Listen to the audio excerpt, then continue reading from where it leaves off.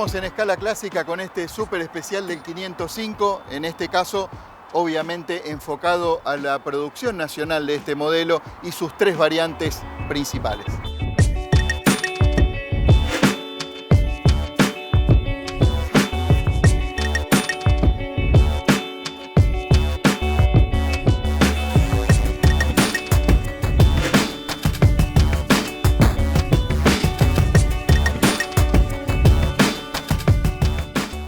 Bueno, para finales de 1985 Peugeot decide renovar su gama 505 y es el que popularmente es conocido como 505 Gama.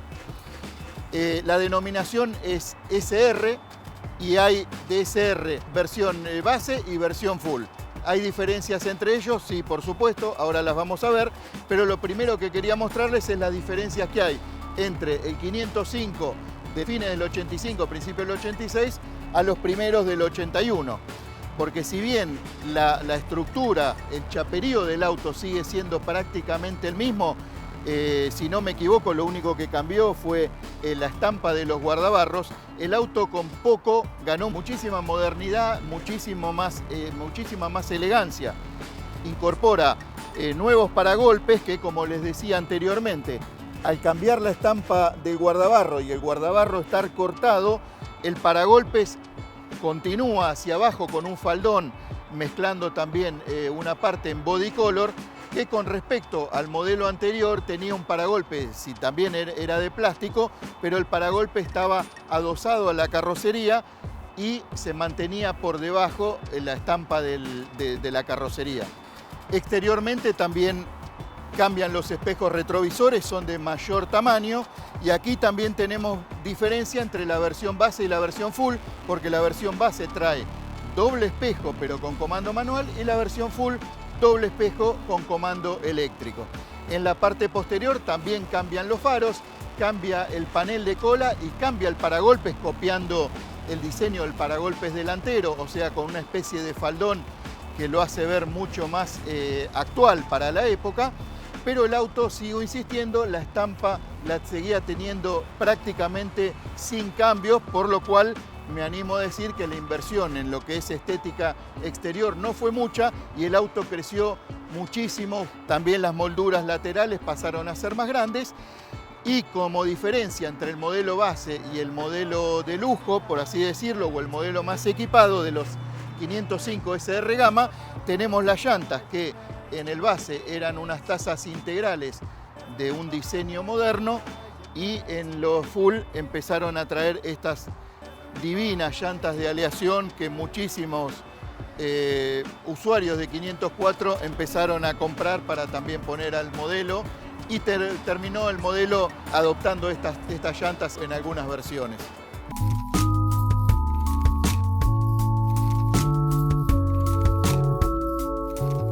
En cuanto al interior y a la motorización, también hubo cambios entre esta gama y la gama anterior. El motor, si bien era el mismo, tenía mejorada la admisión y pasaba a tener 110 caballos con respecto a los 90 que tenía el modelo anterior.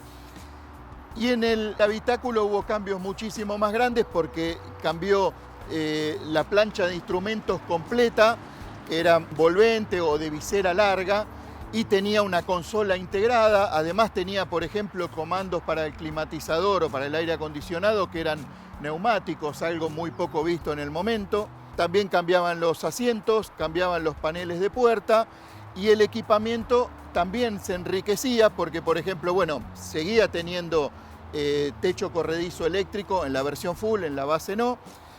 Y, por ejemplo, tenía 4 apoyacabezas que el modelo anterior no tenía, por lo cual se incrementaba también el nivel de seguridad. Y en la versión full podíamos encontrar levantacristales eléctricos en las puertas traseras que en el modelo anterior o en la versión base del Gama no había.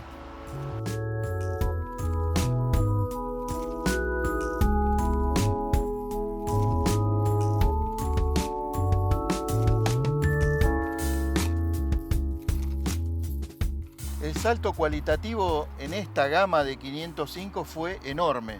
Yo me acuerdo muy particularmente porque en casa hubo un 505 de esta línea, un SR Injection, y me acuerdo, yo era muy chico, obviamente, estamos hablando hace unos 30 y pico de años, la calidad de los materiales, la calidad de los tapizados, me impactaba al prender el tablero, las luces de noche, cómo el tablero se prendía todo en color naranja, y aparte el tablero prácticamente estaba apuntando hacia el conductor.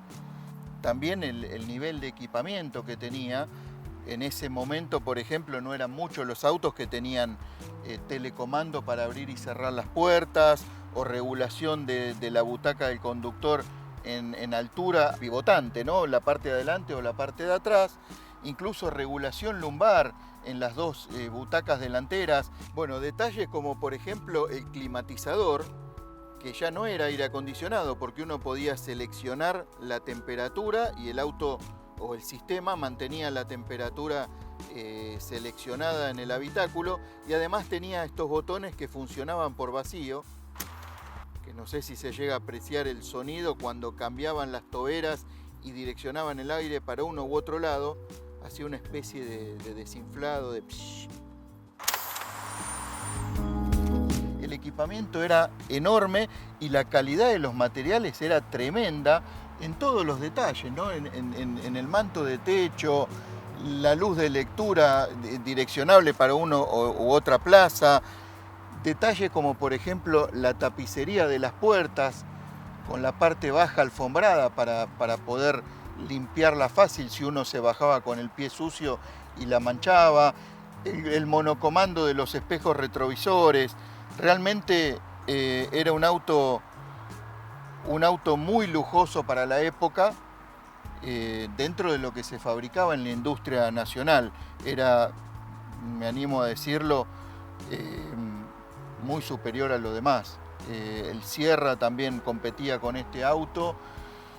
Después llegó el Renault 21, porque el Renault 18 no llegaba a ser lo que era el 505. Era un auto realmente que muy deseado, y que llegaban a tener, bueno, llegó a generar lo que generaba el 504 a mediados y a fines de los 70. Bueno, este auto en los 80 hizo lo propio.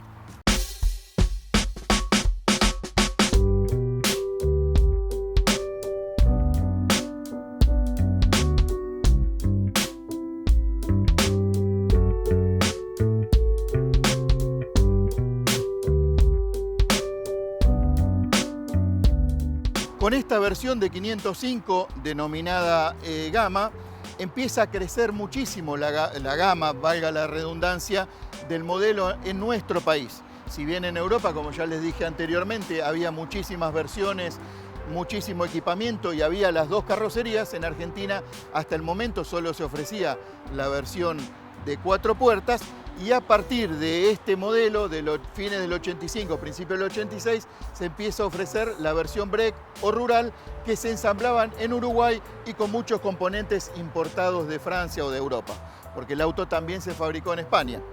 Además, hubo distintas versiones de motorización, por lo menos en nuestro país empezó a enriquecerse la gama de esa manera, con la adopción de un motor diésel, un motor turbo diésel y un motor con inyección mecánica de combustible Calle-Tronic, cuyas versiones se llamaban SRD, SRD Turbo y SR Injection.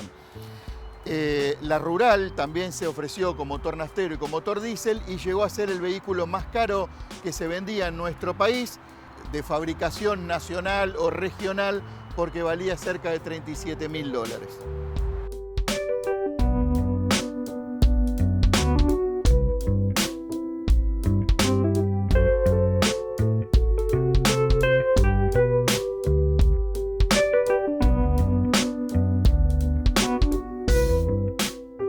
La versión SR Injection y SRD Turbo adoptó como diferenciación con respecto a la versión SR unas llantas de diseño plano mucho más actuales, y entre sí también había diferencias, porque en el sedán encontrábamos dos tipos de alerones de cola montados sobre el baúl.